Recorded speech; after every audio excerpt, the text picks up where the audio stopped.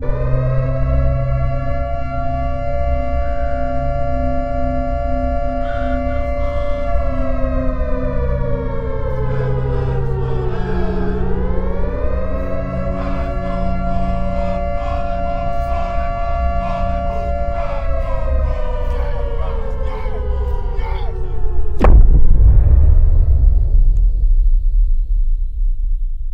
this right here is a hadith. Now let me explain to you. The Muslims has hadiths, right? They have the Quran, which is their Bible, written in Arabic, but they also go by hadiths. Now if you don't know what a hadith is, a hadith is stories that somebody written about Muhammad. Meaning, if he was Muhammad and I hung around him, I will write a story of me being around him and the things that he did. And that would be called a hadith. These hadiths are an addition to the Quran. This is a hadith. This is a hadith. Salaki, give me 1 second. This is a hadith from a brother named Anas bin Malik. Right? And this hadith that's about Anas bin Malik he wrote and gave a description of Muhammad. Can you read? Can you see that, brother? Read. Narrated, Anas bin Malik.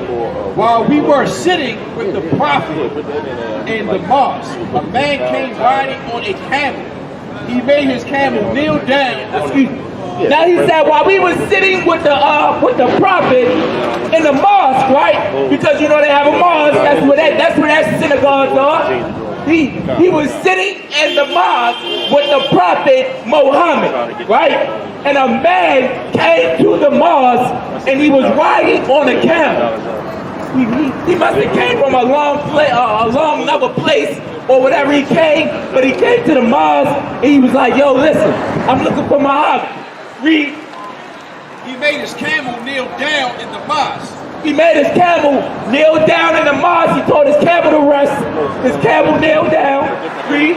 Tied his foreleg and then said, who amongst you is Muhammad? So when the man that came on the camel, he told his camel to chill. He set him down, tied him up.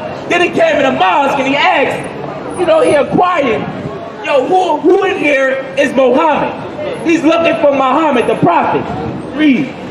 At that time, the Prophet was sitting amongst us, his champions, his companions, kneeling on his arm. Now, when he was looking, when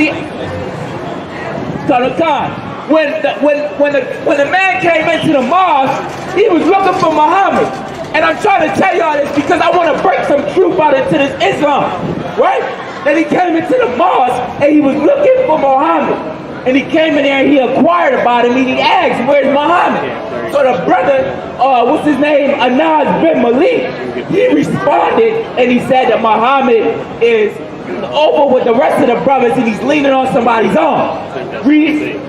We replied, this white man reclining on his arm. Now this is Muhammad that he's describing. Read. The man then addressed him. No, read it from the top. When he told him when the man asked him where's Muhammad and he told him who he was. Who amongst you is Muhammad? At that time the Prophet was sitting amongst us, leaning on his arm. We replied, this white man reclining on his arm. This what? This white man reclining on his arm. This black man. This white man reclining on his arm. This Arabian man. This white man reclining on his arm. Brothers, and this hadith by Anas bin Malik, they are describing Muhammad as a white man. Right. So you think that Islam is the black religion that we lost, that somebody brought back to us, that is our religion? This is a white man's Salafi. This is an Edomite's religion. This is not even this is not even an Arab's religion. Yo, Israel, you get pimped. We get pimped in so many different ways. Right? You can drop that. We get pimped in so many different ways. You know what I'm saying?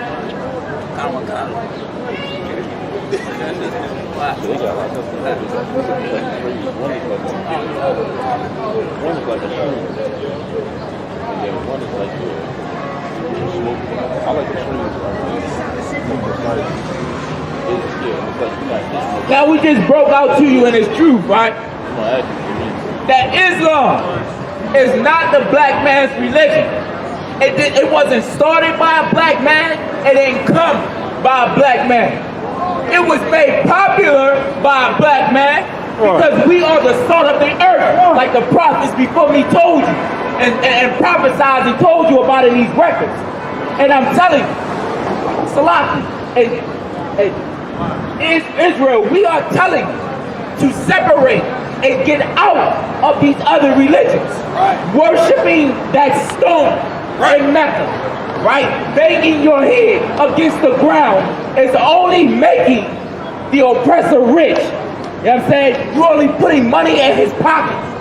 You know what I'm saying? And by putting money in his pocket and worshiping that God, you are also hurting your people. You know what I'm saying? And we're going to get some more into this. You know what I'm saying? We're going to get some more into this truth. Right? We need to understand, Israel, that we need to stop worshiping other gods.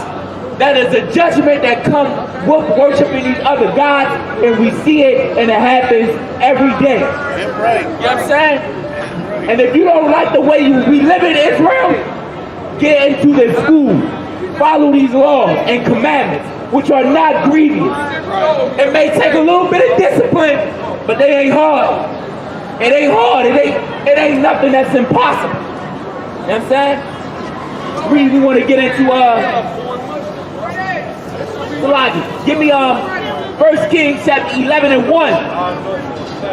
11 and 1. And this is an example in this Bible. Israel, we used to be on top, right?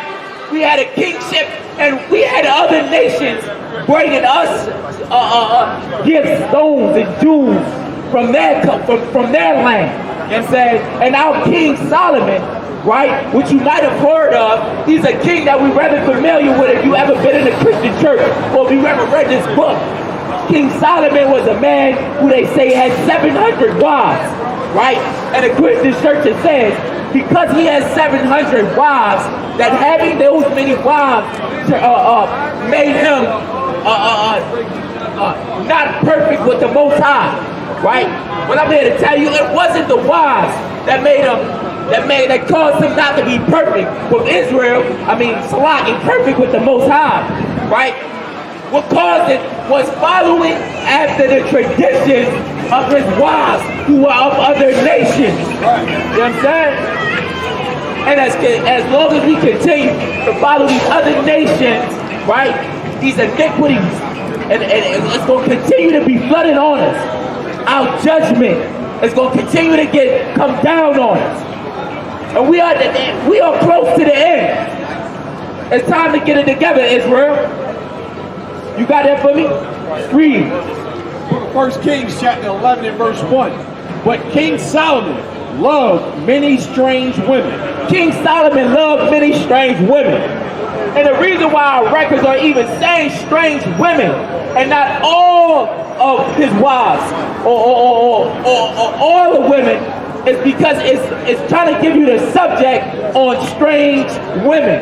That is the subject that is being talked about right here. That's a piece of the subject that's being talked about. Strange women. Why is the Most High even saying, calling women strange if he loves everybody?